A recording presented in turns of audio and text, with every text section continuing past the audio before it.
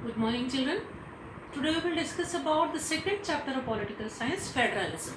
Now, what is federalism? You have discussed in the first chapter in the forms of power sharing. In the forms of power sharing, we have discussed about the second level of power sharing, second form of power sharing.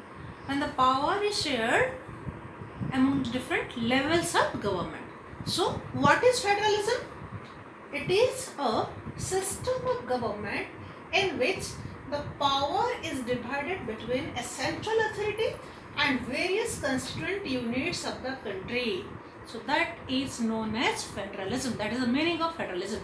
In simple terms, you can remember as power distribution between different levels of government. So that, if you will remember the first chapter, power distribution from higher level of government to lower level is known as vertical distribution of power. You remember that only.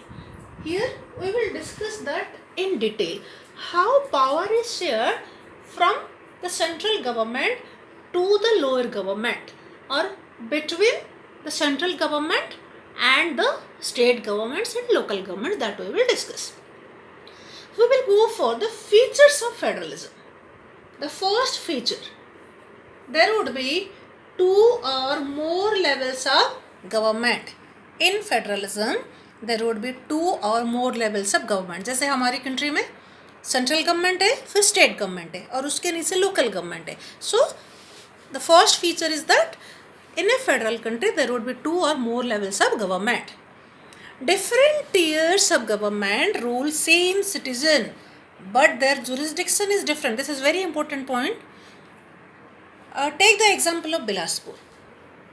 When we talk about Bilaspur, you live in Bilaspur, and in Bilaspur there are like police department, there is public works department, there is also railway. So these are various departments. Some departments work under central government, some departments work under state government. So this is how, but they provide facilities to the same people, same citizen, but their jurisdiction is different. Means they are like railway is answerable to central government, public works department is answerable to state government. So their jurisdictions are different, but they rule over the same citizen. Now the third one, jurisdiction of level of government is specified in the constitution. It is very clearly mentioned that which government would look after which subjects. In class 8 you had a complete revision of the topic regarding list system. There is a list system, which subjects will be looked after by which level of government. So that is also clearly specified. Next, fundamental provisions cannot be changed by one level of government. कोई भी basic provision जो हमारी constitution में है, that can not be change by any one level of government. You have discussed in class 8 about the procedures of amendment. If we want any change, so there are three procedures of amendment. The last procedure where there is special majority with ratification. It means the half of the states should be agree also with the proposal. So fundamental provisions cannot be changed by one level of government.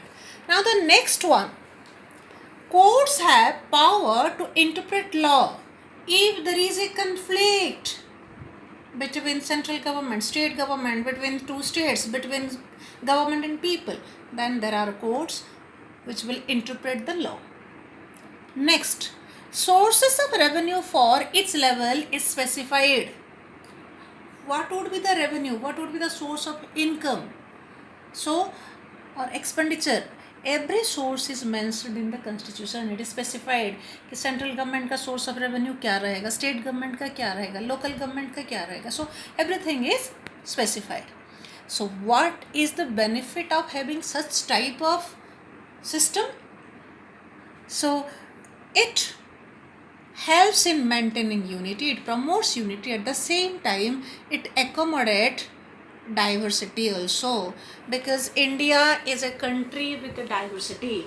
So federalism helps in maintaining unity in diversity. India is a country with a diverse population, diverse language, diverse culture. So in this way, when scope is given to different constituent units and power is separately given to them, then it helps in maintaining unity and also accommodating diversity.